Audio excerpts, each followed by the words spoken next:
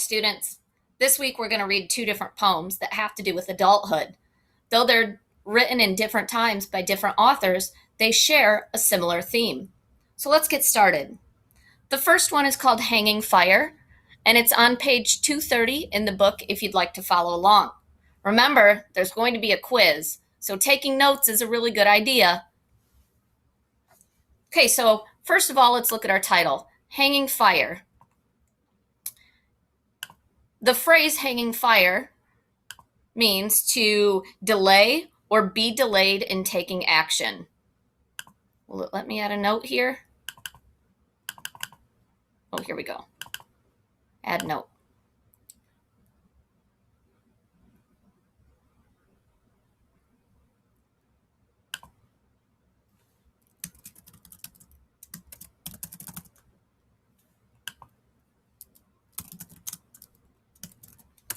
Means to delay or be delayed in taking action. All right, so the first time I go through a poem, I'm just going to read through just to get a little feel of the poem, and then I'm going to go back and I'm going to look at figurative language, repetition, and rhyme scheme. I am 14, and my skin has betrayed me. The boy I cannot live without still sucks his thumb in secret. How come my knees are always so ashy? What if I die before morning and mama's in the bedroom with the door closed? I have to learn how to dance in time for the next party. My room is too small for me. Suppose I die before graduation. They will sing sad melodies, but finally tell the truth about me. There is nothing I want to do and too much that has to be done, and mama's in the bedroom with the door closed.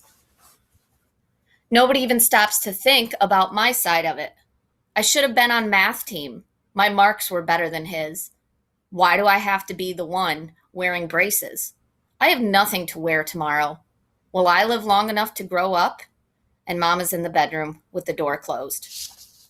Okay, so the first two things that I noticed from this is that there's no rhyme scheme. If I look at the last word of each line, there's no pattern of rhyming. And then I also noticed this repetition of the last two lines, mama's in the bedroom with the door closed. So I'm going to add my note here. This is where if you're taking notes, then you write it down. Okay, so first of all, there's no rhyme scheme. There's 3 stanzas.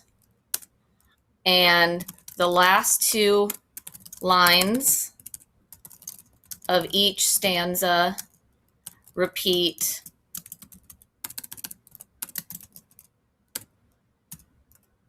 mama's in the bedroom with the door closed. All right. So let's take it line by line and see what meaning we can get out of this poem. So it starts out, I am 14 and my skin has betrayed me. So this tells me that that the speaker of the poem is in her teenage years, and she's feeling self-conscious, something about her skin or her looks. So she's a teenager. She's feeling self-conscious about her looks. I see evidence down here where it says ashy. Maybe that has to do with her skin, and I'm just guessing due to context clues, she's probably African American, which of course is going to add a little bit more detail about our speaker and help us to understand her. Line 3, the boy I cannot live without still sucks his thumb in secret. Okay, so that makes me think that she's got this young love, but she realizes that they're young. Now, it's a hyperbole, sucking his thumb. He probably doesn't actually suck his thumb. She's just exaggerating to show that they're both still so young, but she has these feelings of love. You know, adults look at middle school age kids or teenagers, and when they start dating, they call it puppy love or young love, and they just see it as a cute thing. We all go through it, and the people experiencing might actually be feeling love, but to adults, we realize that as you grow and get older, you really start to understand better what love really is.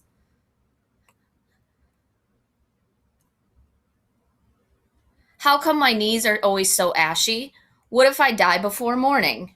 Now I'm seeing that she's having these worries that people in her age of life, or her situation, probably have similar worries.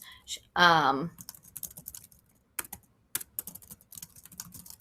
they're big and small. Why are my knees ashy? Okay, that doesn't really matter. What if I die before morning? That's a huge worry. So she's having all these worries, but then when she says mama's in the bedroom with the door closed, a closed door is a symbol of no communication or a poor relationship. If you have that symbolic door closed between you and your parents, you're not communicating well, and the parent isn't being there for you. So she feels like her mom is not there for her, and maybe not being supportive, or that she can't go to her. You want to go to somebody with a closed door. You want somebody with an open door. So from the first stanza, I'm getting kind of a dark feeling.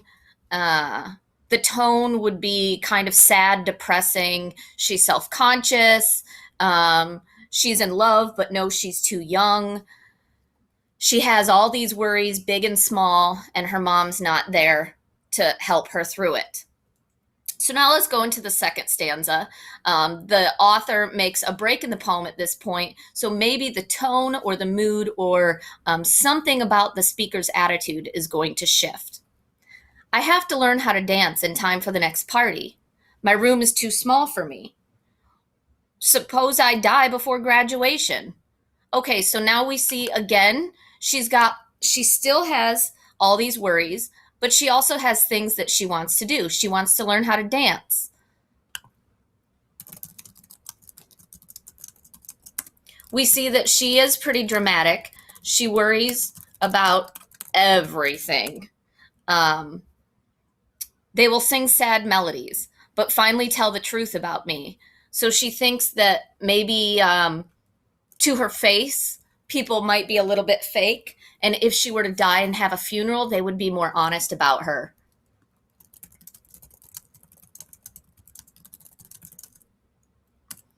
And there's too much that has to be done. She's stressed about getting so much done and not having enough time. So she's feeling overwhelmed. She's worried. She's feeling overwhelmed. And then, of course, that last stanza, the repetition, mama's in the bedroom with the door closed. Mom is still not there for her to help her through this tough time.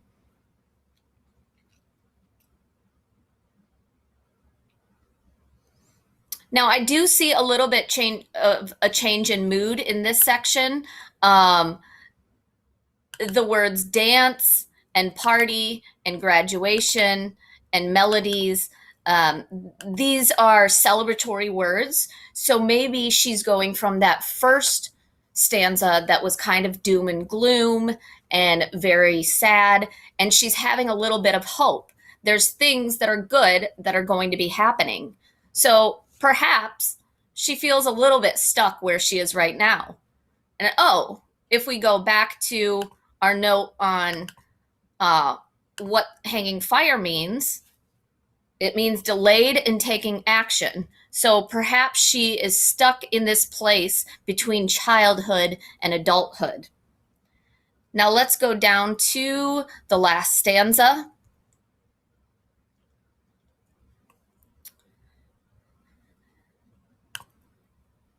Nobody even stops to think about my side of it.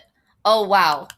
I bet you felt like this before. Nobody's listening to you. Nobody's taking you seriously because who are you? You're just 13 or 14 and you're just a kid.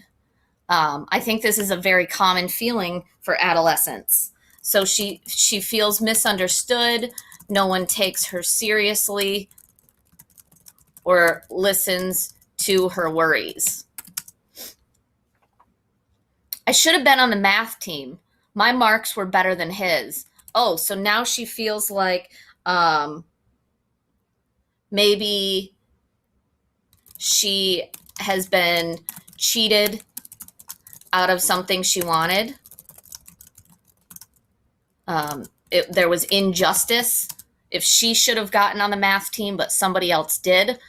So that feeling of not feeling good enough.